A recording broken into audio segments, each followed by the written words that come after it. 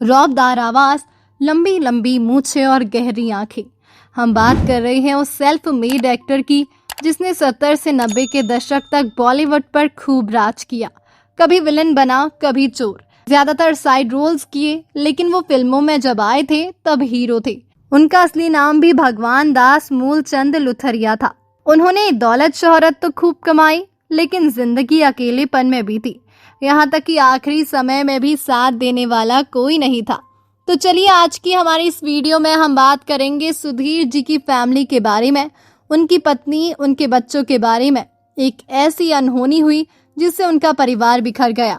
तो हर बार की तरह वीडियो शुरू करने से पहले आपको याद दिला दे कि अगर आप हमारे चैनल पर नए हैं तो चैनल को सब्सक्राइब जरूर कर लें। एक्टर सुधीर का असली नाम भगवान दास मूलचंद लुथरिया था। उन्होंने हिंदी फिल्म इंडस्ट्री में अपनी पहचान बनाई। उन्हें अमिताभ बच्चन की फिल्म सत्ते पे सत्ता के लिए जाना जाता है। उन्होंने दीवार, कालिया, मजबूर, सत्ते पे सत्ता, दोस्ताना, शान और लाल बादशाह जैसी करीब दर्जन भर फिल्मों में अमिताभ बच्चन के साथ काम किया। सुधीर ने 1962 से 2009 तक के अपने करियर में 200 से ज्यादा फिल्मों में काम किया था। उन्हें 70 से 90 के दशक का बेस्ट बॉलीवुड विलन कहा जाता है। वो अक्सर विलन अजीत, प्रेमनाथ, प्राण, अत्याचारी पुलिस इंस्पेक्टर या कायर शख्स के साइड किक बनते थे, यानी उसके असिस्टेंट का किरदार निभाते थे। सुधीर ने कई फिल्मों में खलनायक और उसके सहयोगी की भूमिका निभाई। उनका अभिनय कभी भी जरूरत से ज्यादा नाटकीय नहीं होता था, बल्कि वे अपने किरदार को वास्तविक अंदाज में निभाते थे। यही कारण था कि दर्शकों को उनके निभाए गए नकारात्मक पात्र भी याद रह जाते थे। उन्होंने कई बार तस्कर, गुंडे, पुलिस अधिकारी और अपराधी गिरोह के सदस्य जैसे किरदार निभाए। उनके अभिनय में संतुलन और गंभीरता दिखाई देती थी। सुधीर केवल विलन ही नहीं थे, बल्कि उन्होंने कई फिल्मों में हल्के फुल्के हास्यपूर्ण किरदार भी निभाए। उनकी कॉमिक टाइमिंग स्वाभाविक थी और वे बिना किसी बनावटीपन के दर्शकों को हंसा देते थे। उनके हास्य अभिनय की सबसे बड़ी विशेषता ये थी कि वे कभी भी ओवर एक्टिंग नहीं करते थे। छोटे छोटे हाव भाव और संवादों के माध्यम से वो दर्शकों का मनोरंजन करते थे। अपने लंबे करियर में सुधीर ने 100 से अधिक फिल्मों में अभिनय किया। उनकी प्रमुख फिल्मों में शामिल है दीवार, दोस्ताना, शराबी, त्रिशूल, काला पत्थर, मुकद्दर का सिकंदर, अमर अकबर एंथनी, लावारिस, सत्ते पे सत्ता, शान, डॉन, क्रांति, नसीब, सुहाग, कसम पैदा करने वाले की। इन फिल्मों में उन्होंने विभिन्न प्रकार के सहायक और नकारात्मक किरदार निभाकर अपनी बहुमुखी प्रतिभा का परिचय दिया। सुधीर ने हिंदी सिनेमा के महानायक के साथ कई फिल्मों में काम किया। अक्सर वे पुलिस अधिकारी, सहयोगी या विरोधी की भूमिका में नजर आते थे। दोनों कलाकारों की स्क्रीन पर मौजूदगी दर्शकों को पसंद आती थी।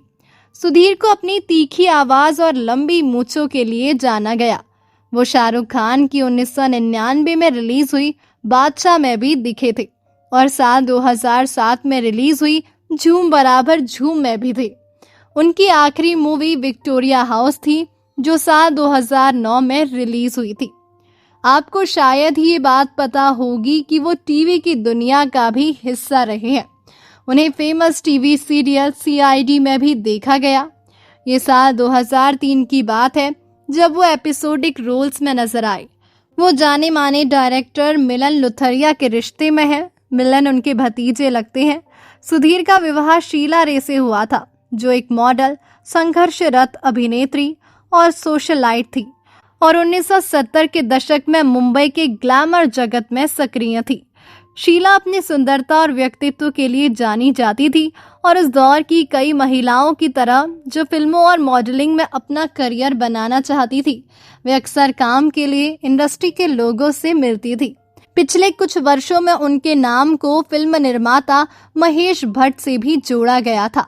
हालांकि उनके जीवन का ये हिस्सा अटकलों और पुरानी इंडस्ट्री की गपशपों से घिरा हुआ था। वो रात जिसने शीला की जिंदगी बदल दी। इससे भी कहीं अधिक दुखद घटना वो है जिसने शीला का जीवन हमेशा के लिए बदल दिया। उनके बेटे अशोक बैंकर, जो बाद में एक प्रसिद्ध लेखक बने, वे साक्षात्कारों में 1977 में अपनी मां के साथ हुए कथित भयावह हमले के बारे में बताया है। उस समय अशोक केवल 12 वर्ष के थे। उस घटना को याद करते हुए अशोक ने टेलीग्राफ इंडिया से कहा था, मां इमारत के बाहर बेहोश पाई गई। चौकीदार उन्हें अंदर ले आया। जब मैंने उन्हें इस हालत में देखा तो मैं दौड़कर उनके पास गया और उन्हें गले लगा लिया और रोने लगा। अशोक के बयान के अनुसार शीला के साथ मुंबई के एक पॉश इलाके में स्थित उषा किरण नामक प्रसिद्ध इमारत में यौन उत्पीड़न और दुर्व्यवहार किया गया था। उन्होंने दावा किया कि इस घटना में 4 लोग शामिल थे और अगली सुबह उनकी मां को इमारत के बाहर दयनीय हालत में छोड़ दिया गया था।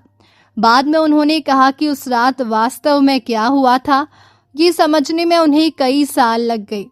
इस घटना ने शीला और अशोक दोनों को गहरा आघात पहुंचाया। बताया जाता है कि शीला इस सदमे से उभरने के लिए संघर्ष करती रही। वो लोगों से दूर रहने लगी, भावनात्मक पीड़ा से जूझती रही और धीरे धीरे उस ग्लैमरस दुनिया से विमुख हो गई जिसका वो कभी हिस्सा थी। उनका जीवन इस बात का एक दर्दनाक उदाहरण बन गया कि हिंसा झेल चुकी महिलाओं के प्रति समाज कितना क्रूर हो सकता है। शीला रे का निधन 1990 में 44 वर्ष की आयु में हुआ। सुधीर, शीला रे और अशोक बैंकर की कहानियां मिलकर फिल्म जगत के काले सच को उजागर करती है। सुधीर को भले ही हिंदी सिनेमा के जाने माने खलनायक के रूप में याद किया जाता हो, लेकिन उनकी छवि के पीछे एक ऐसा परिवार था जो दर्द, खामोशी और संघर्ष से जूझ रहा था। शीला की त्रासदी बॉलीवुड के भूले हुए अतीत से जुड़ी सबसे दर्दनाक कहानियों में से एक है, जबकि अशोक के शब्द उनकी याद को जिंदा रखते हैं। हालांकि इन रिपोर्ट्स में कितनी सच्चाई है ये नहीं कहा जा सकता, क्योंकि सुधीर साहब के जानकारों ने कभी नहीं बताया कि उन्होंने कभी किसी से शादी भी की थी। कहते हैं सुधीर अपनी जिंदगी में बहुत अकेले थे। उन्होंने शीला रे से शादी की थी, लेकिन वे अलग हो गए थे। उन्होंने कभी तलाक नहीं लिया था। शीला ने दूसरी शादी कर ली थी, लेकिन सुधीर हमेशा अकेले रहे। शराब और सिगरेट की लत लग चुकी थी। यही वजह थी कि उन्हें लंग इन्फेक्शन हो गया और 70 साल की उम्र में 12 मई 2014 को वो इस दुनिया को छोड़कर चले गए। बहुत दौलतमंद थे सुधीर। मीडिया रिपोर्ट्स की माने तो सुधीर खुद कहते थे कि उनके पास बहुत दौलत है, बहुत प्रॉपर्टीज है, लेकिन वो ये भी कहते थे कि आखिर इस दौलत का वारिस कौन होगा, क्योंकि उनका कोई नहीं था। वो ये भी कहते थे कि चाहे जितना रुपया पैसा हो, लेकिन इससे प्यार नहीं खरीदा जा सकता। सुधीर उन कलाकारों में शामिल है जिन्होंने कभी मुख्य नायक बनने की होड़ नहीं लगाई, बल्कि हर भूमिका को पूरी ईमानदारी से निभाया। यही कारण है कि आज भी हिंदी सिनेमा के स्वर्णिम दौर की चर्चा में उनका नाम सम्मान के साथ लिया जाता है। उनका अभिनय ये सिखाता है कि फिल्म की सफलता केवल नायक पर निर्भर नहीं होती, बल्कि मजबूत सहायक कलाकार भी कहानी को प्रभावशाली बनाने में महत्वपूर्ण भूमिका निभाते हैं। विलन, पुलिस अधिकारी, कॉमिक किरदार और चरित्र अभिनेता के रूप में सुधीर ने जो पहचान बनाई, वो उन्हें हिंदी सिनेमा के यादगार कलाकारों की श्रेणी में स्थान दिलाती है। आज भी पुराने हिंदी फिल्मों के प्रेमी सुधीर के अभिनय को याद करते हैं।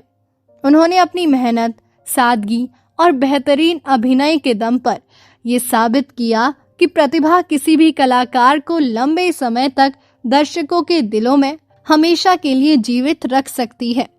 तो दोस्तों, अभी के लिए बस इतना ही। मिलते हैं अगले वीडियो में। तब तक आप भी अपना ध्यान रखिए। Bye bye.